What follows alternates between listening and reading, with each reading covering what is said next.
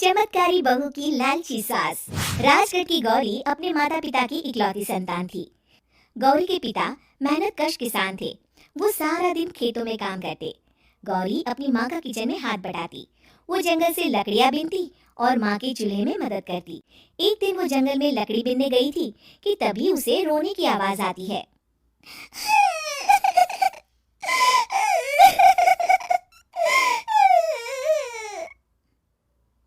अरे, यहाँ कौन रो रहा है? इस जंगल में भला किसी के रोने की आवाज? जरूर कोई जंगल में फंस गया होगा। वो देखती है तो उसे एक परी दिखाई देती है जिसका एक पंख टूटा होता है। अरे, तुम कौन हो और क्यों रो रही हो?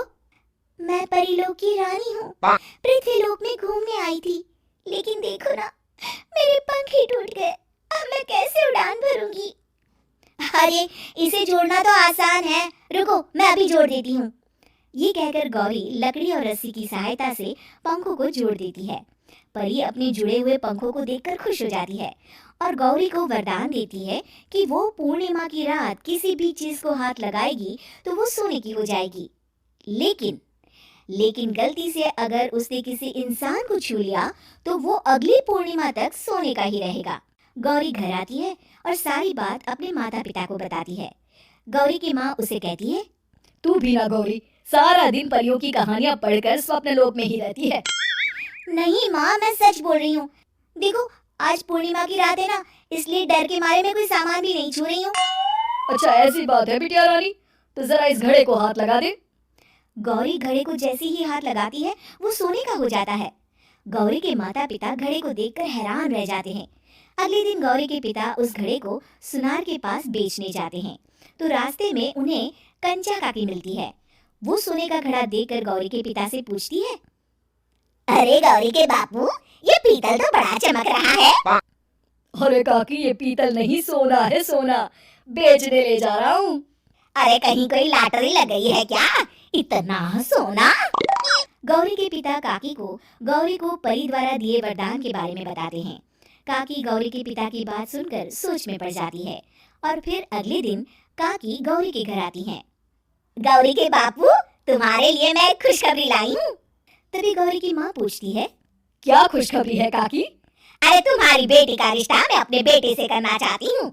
अरे कब तक अपनी सयानी लड़की को घर पर बिठा कर रखोगी? हाँ, देखो काकी, मैं ऐसे ही व्यक्ति से अपनी बेटी की शादी कराऊंगा जो गौरी के वरदान से नहीं, उसके गुणों को समझे।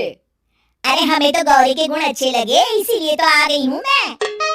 फिर गौरी के माँ बाप मान जाते हैं और उसकी शादी काकी के बेटे से हो जाती है। अगले दिन, अरे गौरी, कल पूर्णिमा की रात है। तुम्हारे पिताजी परी के वरदान के बारे में बता रहे थे, तो मैं ना कुछ चीजें रख दूंगी, जरा हाथ लगा देना। तभी गौरी का पति वहां आ जाता है और अपनी माँ से कहता है, माँ, क्या जरूरत है गौरी के वरदान को इस्तेमाल करने की? वैसे भी मेरी मेहनत से घर तो चल ही रहा है ना। और गौरी के पिता ने भी यही कहा था कि वो ऐसे ही व्यक्ति से उनकी बेटी की शादी करेंगे जो गौरी के वरदान से नहीं, उसके गुणों को समझे।